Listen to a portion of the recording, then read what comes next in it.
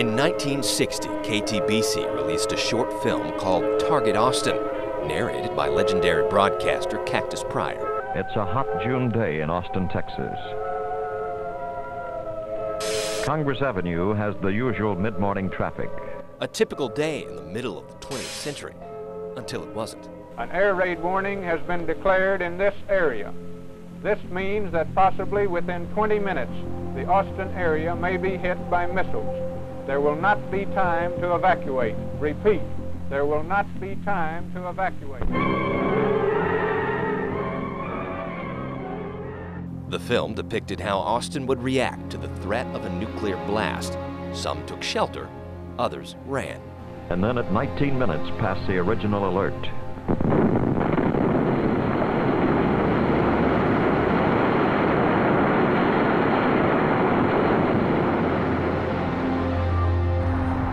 I know, Target Austin looks like the Twilight Zone, and it is legitimately frightening.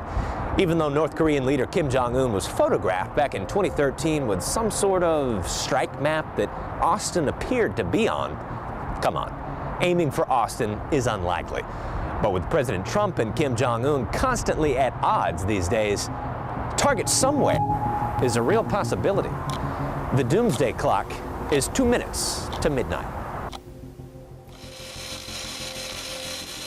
It's gonna be chaos. Absolute chaos. Gary Lynch sells insurance, so to speak. You have auto insurance, you're not planning to have a wreck. You have health insurance, you're not planning on having a stroke. It's the same thing. Nearly 200 miles from Austin in East Texas, the Rising S Company in Murchison is building safe havens from economic collapse, civil unrest, and nuclear fallout. Not only is this a bomb shelter, this is a place to stay away from everything when all hell breaks loose. Speaking of bomb shelters and all hell breaking loose, when other Target Austin characters went into hysterics at the thought of a nuclear strike, Dorothy Klukas was calm. she knows they are prepared, that their home contains a fallout shelter designed specifically for this emergency. They were trying to demonstrate how to get into one, how to make one, and please go in your backyard and do one. Austin actress Coleen Hardin portrayed Dorothy all those years ago. She's 95 years old today. I was telling my son about this, and he said, you do remember that we kept having these drills to have to get under a desk. They would pull a chain or do something, make a lot of noise, and all the kids had to get underneath their desks. He said, as if that was going to keep you from an atomic bomb. Hardin says the fallout shelter her fictional family went down into was at Zilker Park. And guess what? It's still here, a relic of the past behind the caretaker's cottage, which is now the park ranger station. According to an old Statesman article, you could build one of these concrete rooms for under $2,000. A little bit more expensive to build one these days, but we'll get to that later. Welcome home. At first glance, a modern-day bomb shelter looks fairly similar to the one Dorothy Klukas and her family used back in the 60s, with a few upgrades. Comfortable bedding, fit for a family of 4. This one, though, is made of pure steel.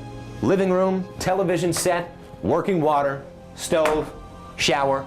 Hey, there's even a toilet. Also, solar power, blast valves, and a nuclear biological chemical filtration system. Lynch says Rising S Company shelters start at $40,000. Depending on what customers want, the price tag can get into the millions. I've put swimming pools underground, greenhouses underground, horse stables underground, built shelters with bowling alleys, shooting ranges.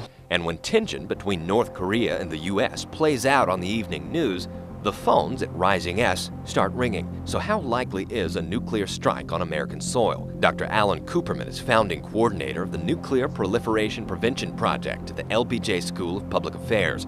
The group works to make sure peaceful uses for nuclear technology don't end up putting nuclear weapons in the hands of the bad guys.